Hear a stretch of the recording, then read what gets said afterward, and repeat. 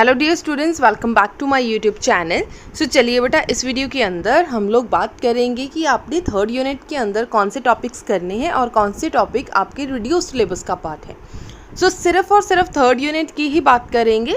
मैं अच्छे से आप लोगों को समझा दूंगी कौन से टॉपिक्स आपने नहीं करने और कौन से टॉपिक आपके सिलेबस में मेंशन नहीं है लेकिन फिर भी हमने एक बार उसे पढ़ना है। सो चलिए, सबसे फर्स्ट टॉपिक है magnetic field. Concept of magnetic field मतलब कि डेफिनेशन आपने करनी है। मैग्नेटिक फील्ड है क्या, इसकी प्रॉपर्टीज़ एक्सेट्रा, ये चीज़ें आपने पढ़नी है। उसके बाद है Oersted experiment. Oersted experiment is snow rule, ठीक है, स्नो रूल या फिर Ampere swimming rule. This is important, जो कि आपका 1 या 2 मार्क्स का क्वेश्चन आपके पेपर के अंदर आ सकता है। नेक्स्ट है बाइट सर्विट लॉ। बेटा बाइट सर्विट लॉ का आपने प्रूफ भी करना है और बाइट सर्विट लॉ की आपने डेफिनेशन भी करनी है एंड इट्स एप्लीकेशन। ध्यान से पढ़ लीजिए, नॉट एप्लीकेशंस, यहाँ पे लिखा है एप्लीकेशन। अगर आपके पास मॉडर्न की बुक है, दिनेश, प्रदीप, किसी भी पब्लिशर की बुक है, वहाँ पे आपको बाइट सर्विट लॉ की 3 एप्लीकेशंस मिलेंगी, जिसमें से officially only 1 application is there. कौन सी एप्लीकेशन आपने करनी है? Find magnetic field on the axis of a current carrying circular loop. ये रही आपकी लूप, सर्कुलर लूप, और ये रही आपकी एक्सिस जहाँ पे आपने पी पॉइंट कंसीडर किया है और इस पी पॉइंट के ऊपर आपने मैग्नेटिक फील्ड पता करनी है।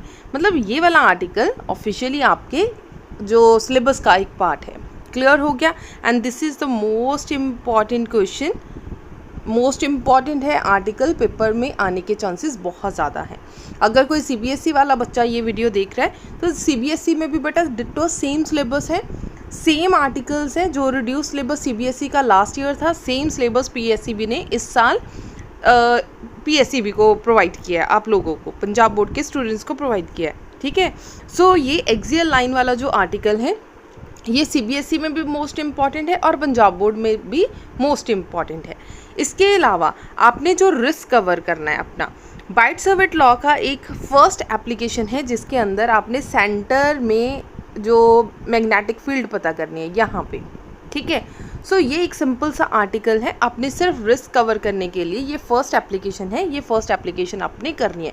उसके बाद एक लाइन वाला जो आर्टिकल है, यहाँ पे जो मैग्नेटिक फील्ड पता करनी है बाइट सर्विट लॉ की, ये हमने नहीं करना। So straight line, infinite line या इन्फानाइट वायर, ये हमारे सिलेबस का पार्ट नहीं है। इससे आप लोग बिल्कुल 100% छोड़ के जा सकते हैं, लेकिन फर्स्ट और थर्ड एप्लीकेशन आपकी बुक का एक पार्ट होगा, तो वो आप लोगों ने बहुत अच्छे से प्रिपेयर करके जाना है। नेक्स्ट आ जाओ अम्पेयर सर्कुलर लॉ। इसमें लिखा हुआ है नो प्रूफ, मतलब आपके एग्ज़ाम के अंदर प्रूफ नहीं आएगा। मान लीजिए कहीं आ भी गया तो आपको ग्रेस मार्क मिलेगी इसकी, ठीक है।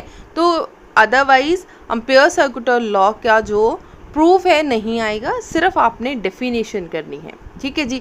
डेफिनेशन अच्छे से कर लीजिए, प्रूफ एक बार पढ़ लीजिए। अगर आप लोग नीट जेई के लिए अपने आप को प्रिपेयर कर रहे हो तो सारी चीज़ें वहाँ पे रिड्यूस सिलेबस नहीं देखा जाएगा, वहाँ पे टोटल फुल फ्लेज ही सिलेबस देखा जाएगा। सो एक बार पढ़ लेना, प्रूफ पढ़ लेना एक बार। जिन बच्चों का टारगेट 100% वाला है वो बच्चे एक बार पढ़ लें, ठीक है। उसके बाद इट्स एप्लीकेशंस मतलब ज़्यादा एप्लीकेशंस है। To infinitely long straight wire, जो इन्फानाइटली लॉन्ग स्ट्रेट वायर है उसका आर्टिकल आपको करना है और स्ट्रेट सोलेनाइड का आपको आर्टिकल करना है। Straight solenoid is most important in PSEB. अब ध्यान देने वाली चीज़ है टॉरॉइडल।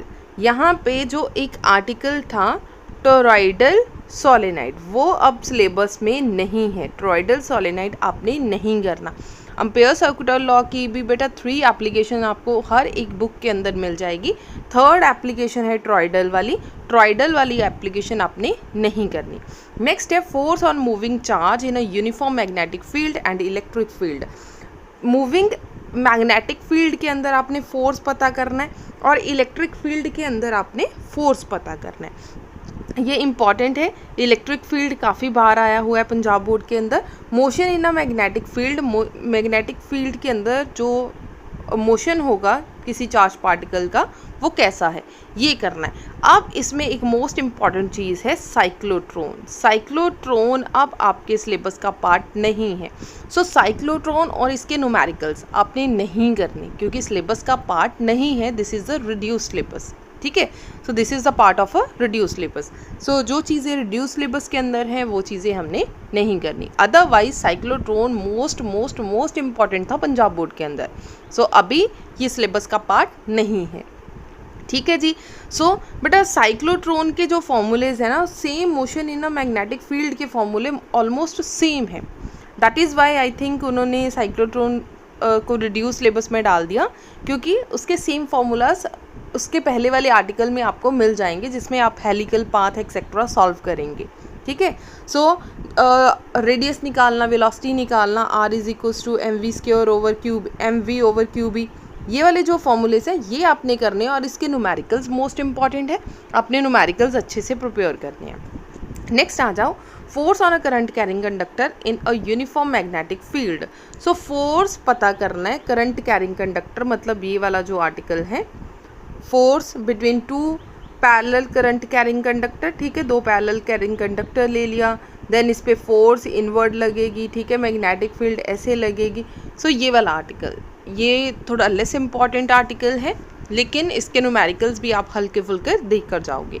नेक्स्ट है डेफिनेशन ऑफ एम्पेयर, जो कि 1 मार्क्स का क्वेश्चन पूछा जा सकता है। Torque experience by a current loop in a uniform magnetic field, torque पता करना है, मतलब कि टाउ पता करना है, ठीक है जी। देन मूविंग कॉइल गैल्वेनोमीटर करना है, और मूविंग कॉइल गैल्वेनोमीटर के अंदर its current sensitivity, conversion of ammeter and voltmeter. बेटा ये वाला पोर्शन मोस्ट इम्पॉर्टेंट है। Biot Savart law, Ampere circuit law most important है। वहाँ से 80% चांसेस है कि क्वेश्चन बन सकता है, या फिर इस पोर्शन में से 80% चांसेस है कि आपका लॉन्ग क्वेश्चन बन सकता है। क्लियर हो गया। कन्वर्जन वाला बेटा मोस्ट इम्पॉर्टेंट है, यहाँ से न्यूमेरिकल बनने के चांसेस ऑलमोस्ट 100% मान के चलो कि न्यूमेरिकल यहाँ से बन जाएगा आपका।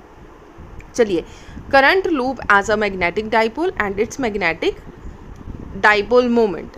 सो ये थोड़ा सा लेस इम्पॉर्टेंट है पंजाब बोर्ड के अंदर, लेकिन काफ़ी रिड्यूस सिलेबस के अंदर पार्ट आ गया। सो दैट्स वाई कुछ चीज़ें इंपॉर्टेंट हो जाएंगी पेपर पॉइंट ऑफ व्यू से। सो ये चीज़ें आप अच्छे से पढ़ लेना। Magnetic field intensity due to a magnetic dipole, जिसमें आपने एक्सियल और इक्वेटोरियल लाइन वाला आर्टिकल करना है परपेंडिकुलर। ऑलरेडी आप ये वाला आर्टिकल इलेक्ट्रिक फील्ड के अंदर कर चुके हो फर्स्ट यूनिट के अंदर। सो डिटो सेम ही आर्टिकल है, वही आर्टिकल आपको थर्ड यूनिट के अंदर मिलेगा। Torque on a magnetic dipole in a uniform magnetic field, ये आर्टिकल भी आप लोग टॉर्क वाला आर्टिकल इलेक्ट्रिक फील्ड के अंदर कर चुके हो। डिटो सेम आर्टिकल आपको मैग्नेटिक फील्ड के अंदर है। Bar magnet as an equivalent solenoid, ये 2 मार्क्स के लिए इम्पॉर्टेंट क्वेश्चन है। सो इम्पॉर्टेंट है, पिछले 1-2 साल से आपके सैम्पल पेपर्स में ज़्यादा देखने के लिए मिला है। सो इसे अच्छे से एक बार पढ़ लेना। मैग्नेटिक फील्ड लाइंस की प्रॉपर्टीज़ एक्सेट्रा हैं। Then magnetism and Gauss law है। अर्थ गॉस लॉ ये भी थोड़ा लेस इम्पॉर्टेंट है। देन अर्थ की जो मैग्नेटाइजेशन है वो इम्पॉर्टेंट है। Magnetic intensity, magnetic properties of material है। अब यहाँ पे ध्यान देने वाली क्या चीज़ है, जो इंक्लिनेशन, डेक्लरेशन एक्सेट्रा ये टॉपिक्स हैं, ये रिड्यूस सिलेबस का पार्ट है। So ferromagnetic substance with example, this is the most important. फेरा ये डायामैग्नेटिक, यहाँ से काफ़ी क्वेश्चंस बन जाएंगे। यहाँ से आपने क्यूरी लॉ एक्सेट्रा ये चीज़ें एक बार पढ़ लेना। अब यहाँ पे एक टॉपिक नहीं लिखा हुआ, हिस्टेरिसिस लूप, ठीक है।